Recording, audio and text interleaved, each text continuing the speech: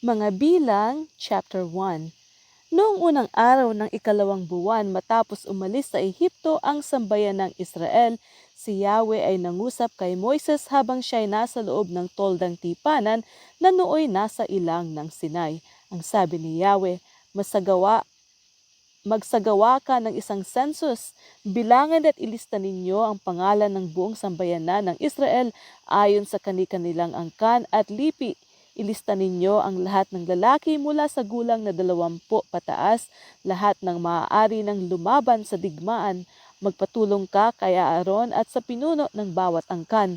Ito ang mga pinuno ng bawat lipi na tutulong sa iyo.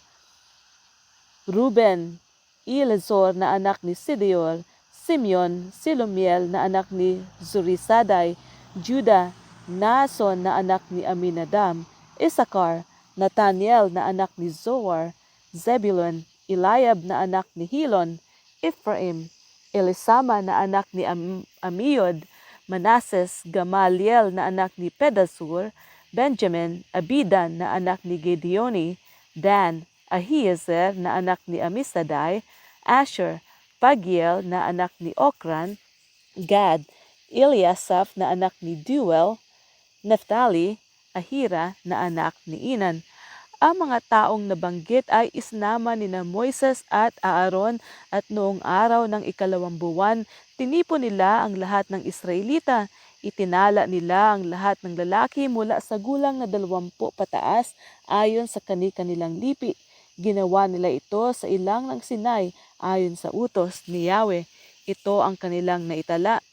Ruben, 46,500. Simeon, 59,300. Gad, 5,650. Judah, 74,600. Issachar, 54,400. Zebulun, 57,400. Ephraim, 40,500. Manasseh, 32,200. Benjamin, 35,400. Dan, 62,700. Asher, 41,500. Naphtali, 53,400. Lahat ng lalaki na Israel mula sa 20 taon pataas at maaaring isama sa hukbo upang makidigma ay itinala nga ni na Moises at Aaron. Sila ay tinulungan ng 12 pinuno na mula sa bawat lipi ng Israel. Ang kabuuang bilang ay 603,550.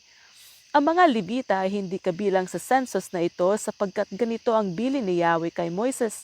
Huwag mong isasama sa census ng Israel ang mga Levita. Sa kanila mo ibibigay ang tungkulin ng paglilingkod sa toldang tipanan. Itatayo nila ang kanilang mga tolda sa paligid ng toldang tipanan at sila ang bubuhat nito pati ang mga kasangkapan nito. Kung kailangang tanggalin ang tabernakulo, sila ang magtatanggal at kung kailangang itayong muli, sila rin ang magtatayo. At sino mang lumapit sa tabernakulo liban sa kanila ay dapat patayin. Ang mga lipi ng Israel ay magtatayo ng kanya-kanyang tolda sa ilalim ng kani-kanilang watawat. Ang mga Levita naman ay magtatayo ng kanilang mga tolda sa paligid ng toldang tipanan para walang ibang makalapit dito sapagkat kapag may ibang lumapit dito, tiyak na paparusahan ko ang buong Israel. Ang mga Levita nga ang mga ngalaga sa toldang tipanan. Ang lahat ng mga utos na ito ni Yahweh ay sinunod ng mga Israelita.